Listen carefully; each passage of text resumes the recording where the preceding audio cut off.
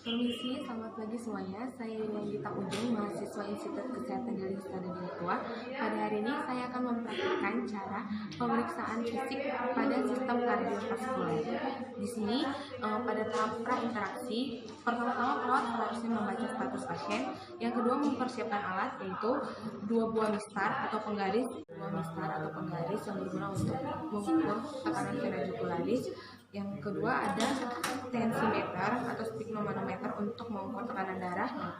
Yang ketiga ada stetoskop berguna untuk pada saat auskultasi untuk mendengarkan adanya bunyi tambahan atau tidak pada jantung.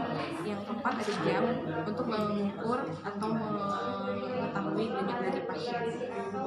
Sebelum kontak dengan pasien, ada baiknya perawat terlebih dahulu mencuci tangan. Di sini saya menggunakan hand rub dengan teknik tepung selaci puput. Yang pertama, tuangkan hand rub ke telapak tangan, lalu mulai gosok telapak tangan, punggung tangan, sela-sela jari, gerakan mengunci, ibu-ibu jari, dan kuku-kuku jari. Tahap kedua yaitu tahap orientasi, yaitu mengidentifikasi pasien. Selamat pagi Bapak, saya perawat Yuni Anggita Ujung yang bertugas pada hari ini dari jam 8 sampai jam 2 siang nanti. Pertama-tama Bapak bisa sebutkan nama dan tanggal lahir? Ya, identitasnya sesuai. Di sini saya akan melakukan pemeriksaan fisik kardiovaskular Bapak untuk mengetahui. Tujuannya untuk mengetahui ada tidak kelainan pada jantung Bapak, ada tidak bunyi tambahan pada jantung Bapak, ada tidak pembengkakan pada jantung Bapak. Apakah Bapak bersedia? Baik, kita lakukan Pak. Kita mengukur tekanan darah pasien. Tension ada korosis alma dan kontur darah, gangguan kardiovaskular seperti hipertensi maupun impak miokard dan aritmia, edema paru atau pembengkakan paru, effusi pleura atau infiltrasi cairan pada paru.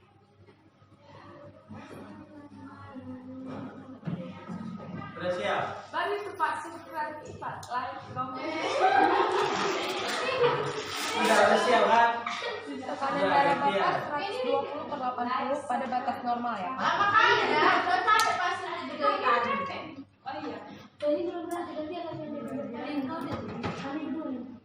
Yang kedua kita mengukur nadi pasien. Oh, dia belum jalan-jalan itu. Tapi masih jalan. Oh, cuma satu alatnya. Penggaris ya kurang. Hah? Penggarisnya kurang satu lagi. Ada penggaris juga. Ada di sini penggaris. Ada. Jadi aja. Oh, bermodal lah. Masih sama mana itu semua? Nadi Bapak pada batas normal. Yang ketiga kita mulai dari tahap infeksi. Yang perlu kita lihat di sini adalah pertama-tama kita cek konjungtiva pasien, ada anemis atau tidak. Maaf ya Pak, bisa lihat ke atas Pak. Tidak ada anemis. Yang kedua, lihat sklera pasien, ada ipterik atau tidak. Ikuti gerakan jari saya Pak. Sklera tidak ipterik. Yang ketiga, lihat bibir pasien adanya sianosis atau tidak.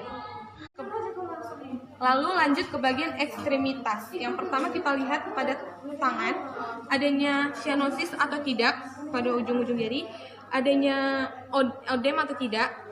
Kita tekan. Jika kembalinya lama berarti ada odem dan ini tidak terdapat odem. Kita periksa CRT pasien.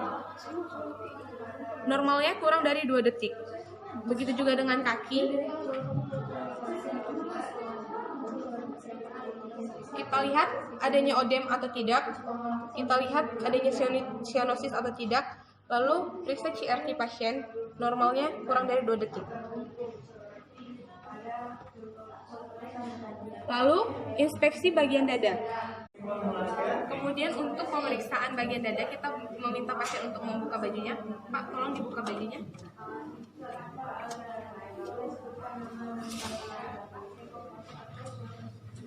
Lalu lihat bentuk dada, simetris atau tidak. Jika dada simetris, 2:1.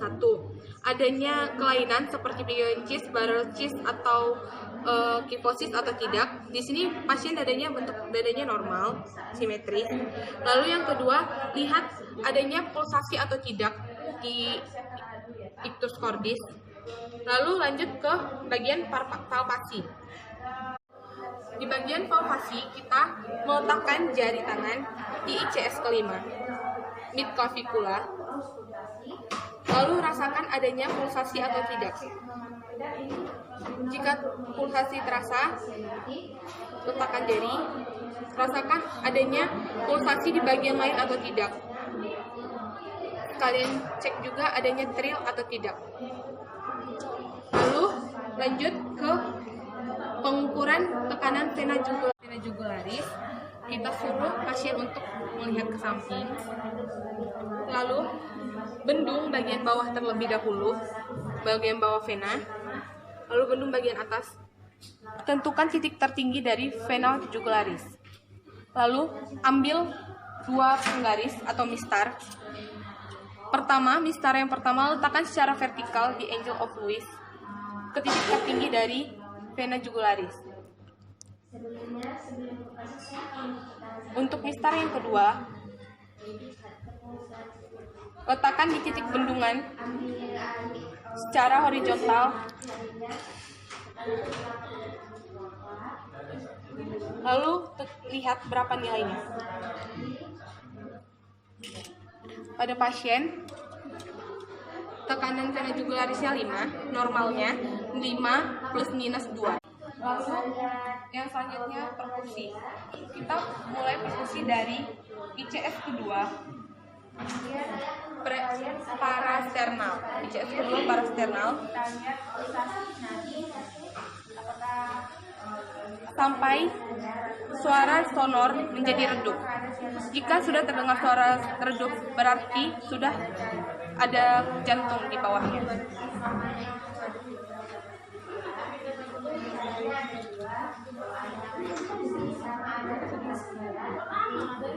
Di sini, lalu pada parasternal sinistra dari ICS kedua,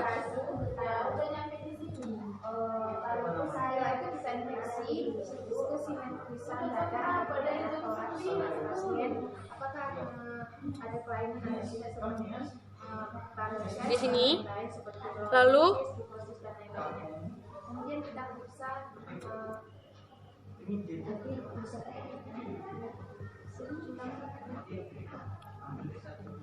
di sini. Coba diletakkan Pak tangannya.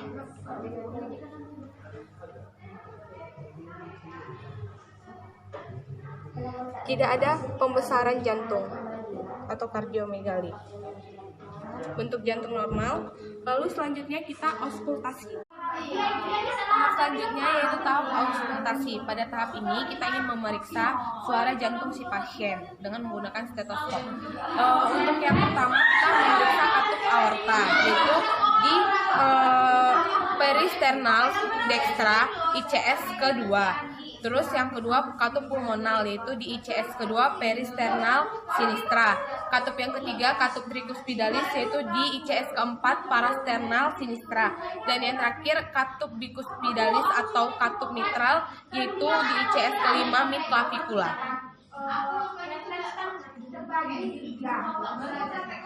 fisiologis, patologis, dan prinsip.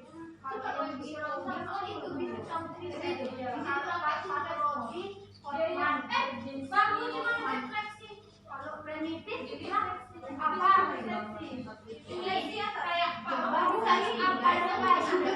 Ini baru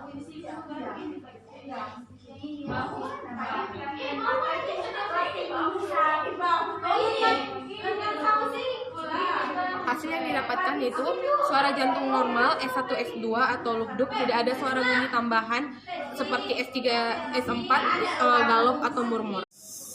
Tahap selanjutnya itu yang tahap evaluasi. Kita jelaskan kepada pasien hasil dari yang didapatkan. Pak, di sini saya akan menjelaskan kembali hasil yang saya dapatkan dari pemeriksaan fisik kardiovaskuler Bapak. Itu tekanan darah Bapak 120/80 mm hidro-IU. pada kadar normal. Yang kedua itu nadi Bapak 82 kali per menit pada standar normal. Yang ketiga, bentuk jantung Bapak tidak ada pembengkakan pada standar normal. Yang keempat, suara jantung Bapak normal, lembut, tidak ada bunyi tambahan seperti galak atau hemor. Sebenarnya di sini saya sudah selesai melakukan pemeriksaan fisik kardiovaskulernya. Bapak sudah bisa mengenakan baju. Karena saya sudah selesai melakukan pemeriksaan fisiknya, saya permisi Bapak. Jika ada keluhan bisa dipanggil lagi. Terima kasih. Ya.